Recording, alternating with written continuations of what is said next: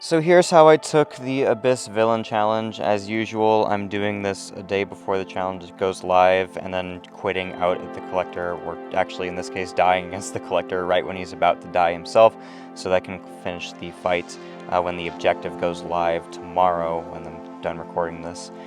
And yeah, we can go ahead and see how I took the fights in the path. We're taking the Thing path today, and my team is Dark Phoenix, Null, Lumitrix, Count Nefaria, and Purgatory. And we're starting against this Thing, and we're using Dark Phoenix because she's the only one who really isn't walled by Thing's kit, being like his immunities and his protection.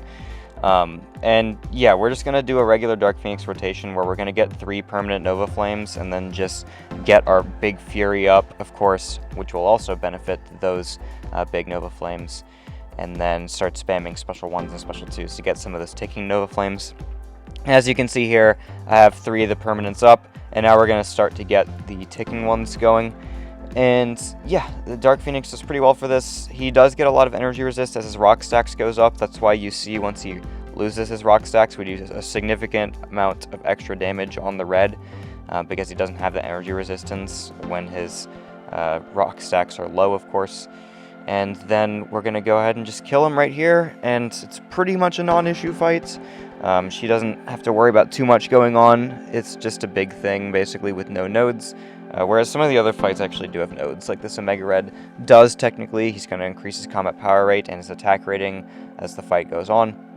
But nothing major, and we're using Purgatory here mainly just to capture a soul. And that's what Purgatory is going to be for in a lot of these fights, is just capturing souls. And that's going to make the fights later down the line a lot easier, and especially the Collector. Because pretty much all the souls are very useful against the Collector.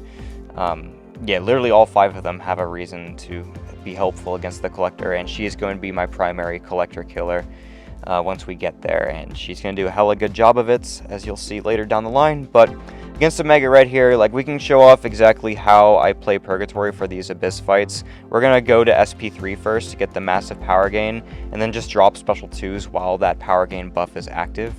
And then once the power gain buff is about to expire, we'll go ahead and get a new one.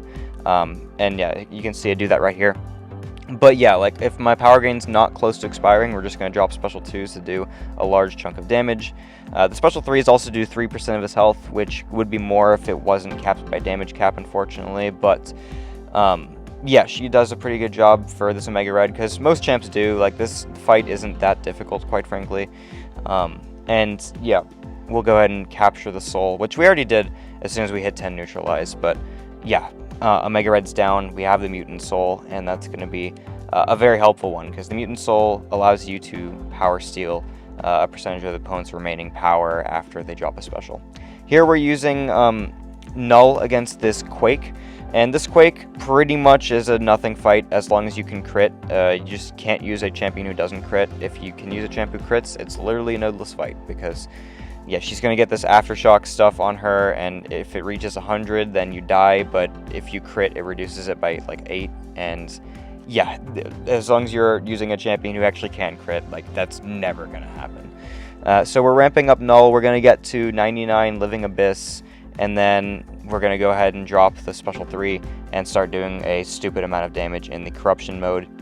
And this is the 5.7 million health Abyss fights, and this is one of the only ones that I'm going to use Null for like the 5.7 thousand. I use them a lot for the 2.7 thousand fights.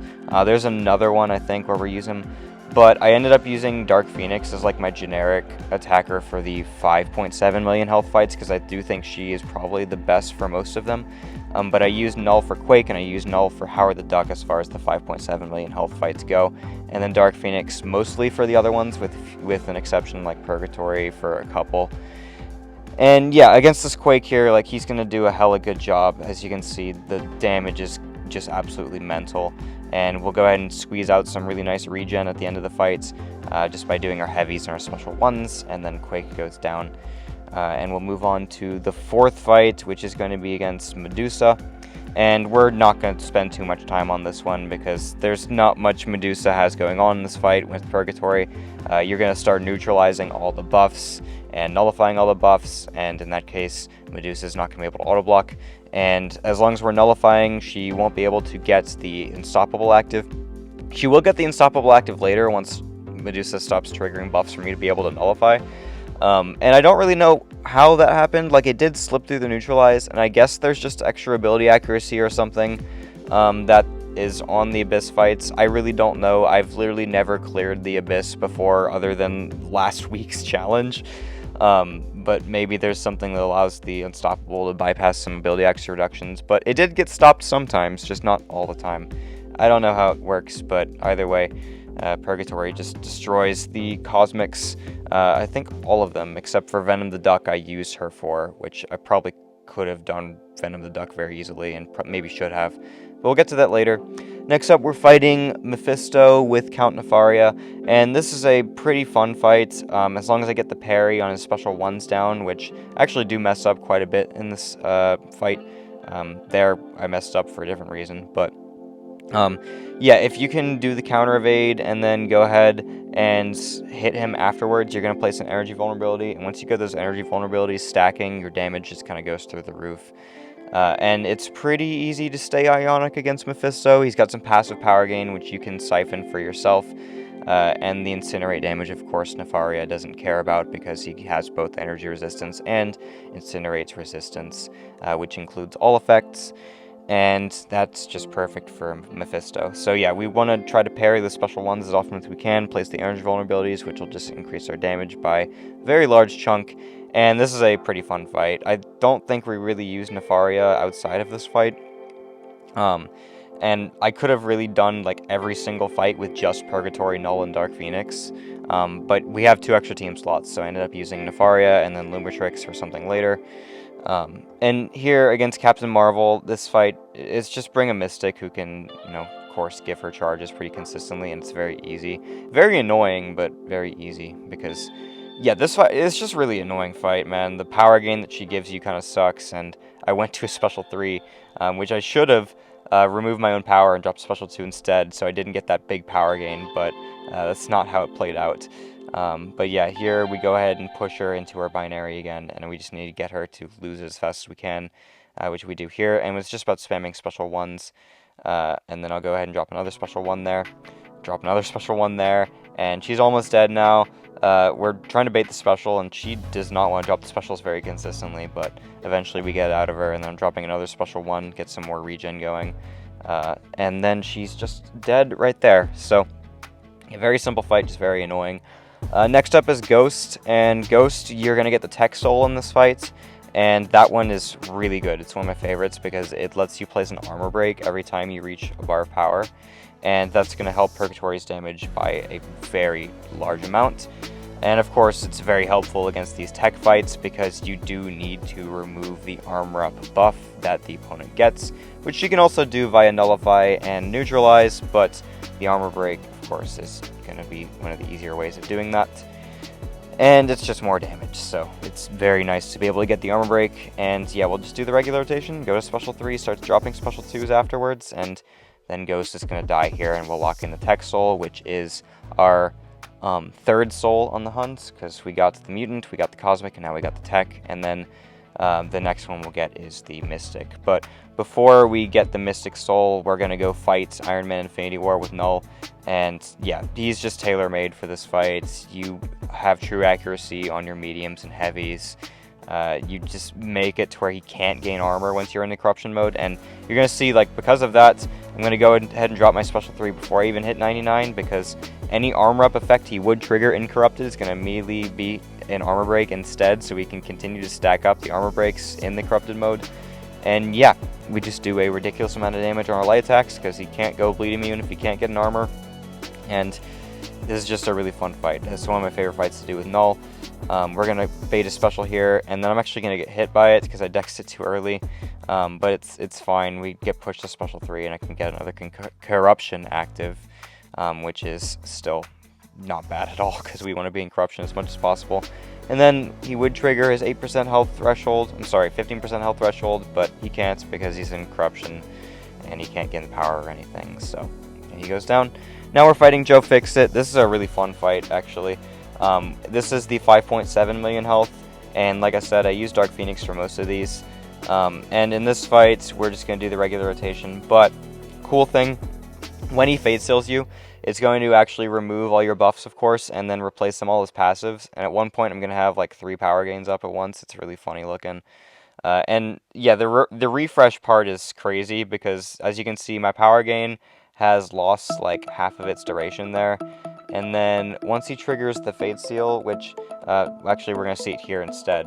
Yeah, my power gain buff got turned into a passive, which is literally just helping us out because it refreshed the duration and everything. So yeah, that's just really nice. And then I'm going to go ahead and try to remove this weakness with my heavy, but I can't counter his heavy, his special 2 that way. So I have to wait it out. And then we'll go ahead and drop another special 3 there. And as you can see, the Nova Flame damage is pretty nice. There I did get the special 2 counter properly. And we're just spamming the special 1s now, which is great. And then he Fate Seals me again. All our power gains are refreshed. And I'm like, well, I guess I'm going for another special 3, which is not bad because I might as well get another massive power gain going.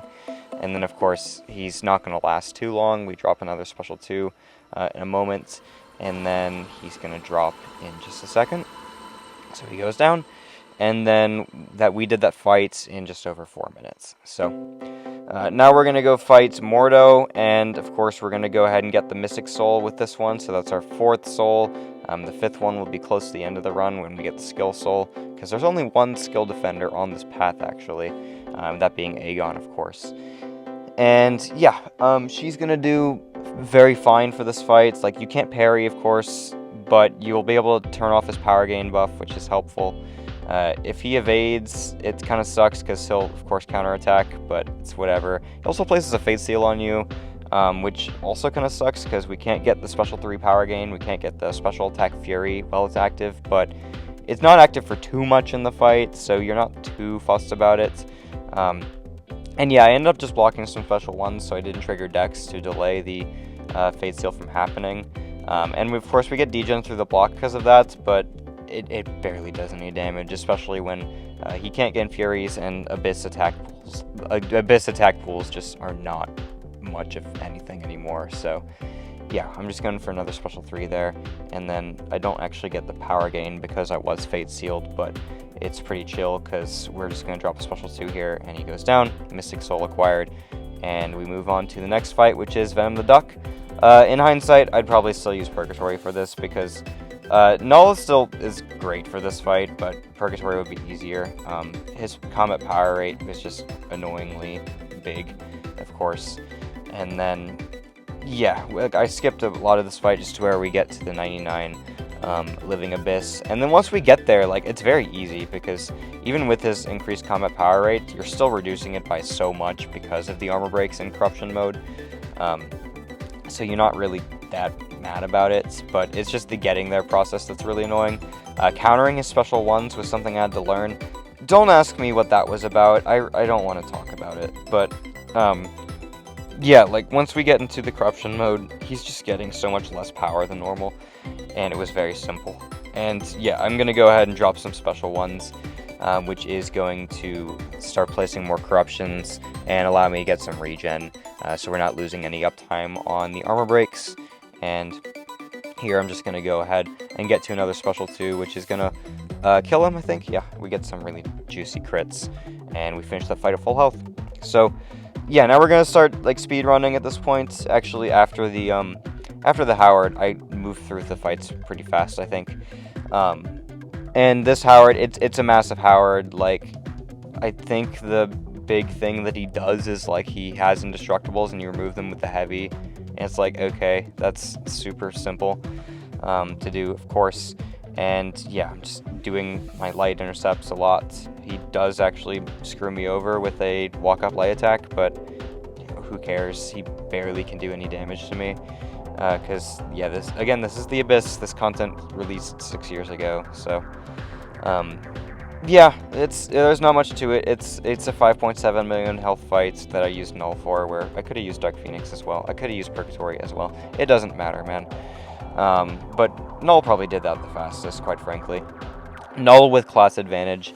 He feels the effects of class advantage a lot more than Dark Phoenix does, because Dark Phoenix is a champion who does get a lot of her attack rating added to her because of her Fury buff. whereas Null doesn't increase his own attack rating in any way. So that's why he feels class advantage a lot more than Dark Phoenix might. And of course, like, Hyperion and Champion, do I really need to talk about them? Like, it's just, you get the neutralize up, you fail their buffs, and there's nothing they do at that point. So we're moving on to fight Cyclops next, which is the fun fight where you need to parry and dex his special ones, you alternate between them, and it's a 5.7 million health fight. I'm using Dark Phoenix because I figured she'd be probably the best for this. Honestly, Null just being able to spam heavies in the corner for so long would also be very solid for this, because you can get your ramp so much faster than normal that way. But like, Dark Phoenix was so great for this, so it really didn't make a huge difference. I'll go for another special 3 here, get another massive power gain going, and those Nova Flames are just taking so hard. Yeah, we drop another special 1, and then I block it, and I just let him drop right there. Easy peasy. We move on to the next fight, which is Loki. Oh, this one's fun. This one is actually my favorite one because of just a stupid interaction. So Purgatory is going to place an armor break whenever she crosses a bar of power. And when you have so much power gain going on and so much power drain going on because of Loki's thing where he is going to power drain you when you're close to him, you can see we just start spamming armor breaks, and we're going to get like 40 of them right here. It's just really funny. I honestly thought about using Dark Phoenix for this fight because I believe she's power drain immune. But no, this was so much better. This was so stupid. As you can see there, I have 42 armor breaks, and every hit, non-crit, still hits damage cap on that special 2. And yeah, just look at the basic attacks. That's a 62k light non-crit. And yeah, it's just a really stupid interaction that's just also granted very funny. So I definitely wanted to show that, and I'm glad I used Purgatory for that instead of Dark Phoenix. Okay, now we're using Aegon. I'm sorry, we're fighting Aegon, and I'm bringing out Lumitrix for the first time. You don't need Lumitrix for this, I learned, and the reason I was using Lumitrix is because Aegon has a node where he's going to reduce your offensive ability accuracy by 100% unless you're in a special attack animation. I honestly thought that would stop Purgatory from getting her power gains ramped up, but it doesn't, as you're going to see later on. My idea was get Aegon to 20% and then capture his soul with Purgatory with the final 10%, because I thought it was going to suck with Purgatory if we couldn't get any power gains from the basic attacks. You get the power gains, so you can use Purgatory for this whole fight. Like, you didn't have to quit out like I'm going to do when he's at 20% and capture the soul that way. I could have soloed this with Purgatory, could have soloed that with Lumitrix, but I want the skill soul, of course, so I'm going to finish it with Purgatory. And yeah, you get the power gains on basic attacks, which I didn't realize would be a thing, so that's really nice, you know? And then, yeah, Aegon goes down right there, no issues. We'll move on to fights Invisible Woman next. There's nothing to say, like, just use a character who has debuffs very easily, and it's so easy. And yeah, Null, of course, has no problem doing that fight, so she goes down pretty fast. Yeah, just over 2 minutes. And of course, Cull, ideally a champion who can nullify a lot and not neutralize the buffs that you want him to get, but, you know, it's Purgatory against the Cosmic, and we have all the souls ramped up, so she hits very hard. At the end of the fight, I was just spamming special ones to get some health back, because I was itemless at this point, and I kind of wanted to continue doing it itemless. So I just decided to get some health up with the special ones, make the fight last a little bit longer and stuff. But yeah, last up, we're going to go fight the Collector, and she is fire for this fight. So let's recap how each of the souls help against the Collector. So the big one, most important one, is the skill soul. Whenever one of her personal debuffs gets purified, she's going to replace it with a slow, or expires. It can be purified or expire. She's going to replace it with a passive slow. And of course, he evades, he goes unstoppable, passive slow is perfect. Furthermore, the power steal, of course, is going to be very useful. Because, yeah, he gets so much power in this fight, the power steal is very helpful, and you just get more power from it. The armor breaks, your easiest way of getting these slow active is by the armor breaks expiring or getting purified, so that's why they're very helpful. The Mystic Soul block regen, obvious, you're blocking special attacks the entire fight unless you're cracked and can dex them. I have absolutely no idea how the hell to dex them. So yeah, we'll just use the block regen, and not to worry about that part. And then the Cosmic Soul, he does actually gain some buffs that happened through the Neutralize, I think, later on in this fight. I don't really know how that was happening, but yeah, I know I got unblockable buffs, so apparently I was nullifying something. Um, which, it's very much like the least important one. I got the unblockable there, actually. I could not tell you how I did, but it happened. Oh yeah, here we actually ate the special 2, so now I'm power locked for like 50 seconds. Don't do that. Don't try to parry the special 2 and then be late and then just eat it. So that was like 50 seconds I just had to like waste. So yeah, I cut through all of that because it was just nothing happening for 50 seconds because my power was just locked. And yeah, we're in a good spot now. I just need to get Rampage back active, which you can get Rampage back active faster if you drop special ones, and that's what we're going to do, of course. But his power is going through the roof now because his combat power rate goes up immensely as the fight goes on. I believe it gets higher every time he drops a special attack, and yeah, he does a lot of those, actually. So we're going to go for the special 3 power gain right here. And of course, he's at 10% now. I'm going to show where I died. It was literally just because I mismanaged how much power he'd get and dropped a special 2 here, thinking it wouldn't push him red for some reason. I should have known that would push him red. It was kind of obvious, honestly. But yeah, the fight is over at this point because we just can drop a couple special ones for a little bit of extra damage and then we'll die. But I mean, I don't want to solo the fight because I need to complete this tomorrow, right? So definitely not a bad thing. And yeah, we'll get put in the Crystal Vault, and that'll be where I sit until tomorrow. And also tomorrow, I get my first rank 5, so be on the lookout for that video whenever I get it done. Probably when I get home from campus a couple hours after I'm able to get the catalyst. So thanks for watching the video, guys. Good luck on your runs, and I'll see you in the next one.